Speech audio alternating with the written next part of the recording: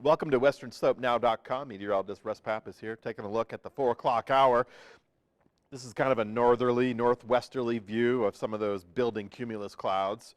That's over the Rhone, portions of the Tavaputs. Not exactly the Book Cliffs, but a lot of these storms are traversing out of the southeast and moving northwest, westerly. That's been the pattern of late. It's going to continue tonight. Also, the same hazards. We've been dealing with heavy downpours, cloud-to-ground lightning. We've been dealing with small stream flooding, urban flooding issues, nuisance flooding, but also debris flows over some area roads, highways, and interstates, and that's not going to change. We're in a pattern where the high pressures to the east, low pressures to the west, it's acting like a conveyor belt, and it's driving subtropical moisture well to our south, right across our area. Now, that's not typical. Last summer it was a monsoon. This summer we're getting it. And Grand Junction, the western slope, is on the northern periphery of this monsoon pattern. So we got the bonus this year. We're going to continue through the weekend and into the middle of next week with more of these storms. Officially, though, it's hard to hit that airport rain bucket, the official measurement stations, airports. But last night I talked about reports of anywhere from a half an inch upwards to an inch and a half of these rain showers, along with some small hail being reported as well. So I anticipate heavier rain Thursday night, Friday night, and Saturday. And as a result, many areas are under a flash flood watch. A few areas have been upgraded to flood advisories and flood warnings. That's green and red. Orange is a severe thunderstorm warning. Mesa County was under that last night. And I anticipate Pitkin County right now to pop up with a flood advisory because there's storms in the area. Remember, if we go from a flood watch to a flood warning, there it is. Just popped up.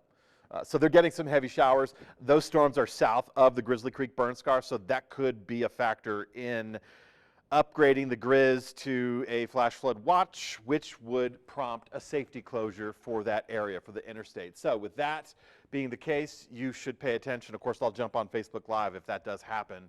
A lot of the storms continue to repeat the same areas. Norwood, Nucla, Natarita, Gateway, Moab, these areas have been saturated with heavy rains, and I think flooding is going to continue to be an issue. We don't have that problem right now at this hour for the Grand Valley. We could be looking at some storms drifting off.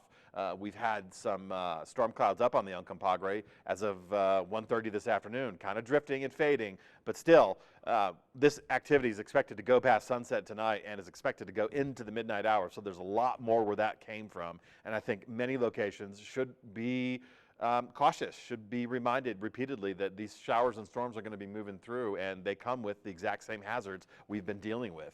Now, temperatures so far, well, mid-80s, near 90 for some locations. Breezy conditions. We haven't really been hit with some gusty winds yet.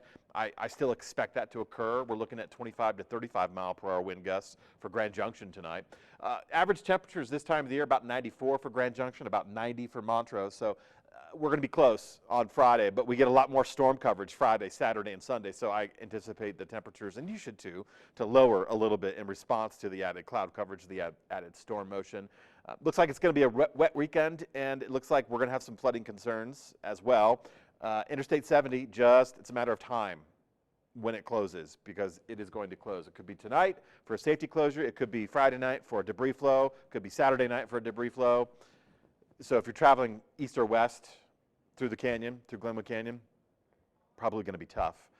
Probably going to be very tough. So keep that alternate route in mind, and stay on the paved roads. Don't take the dirt roads over the passes for shortcuts. Same with the Montrose. Average temperature this time of the year, 89, 90.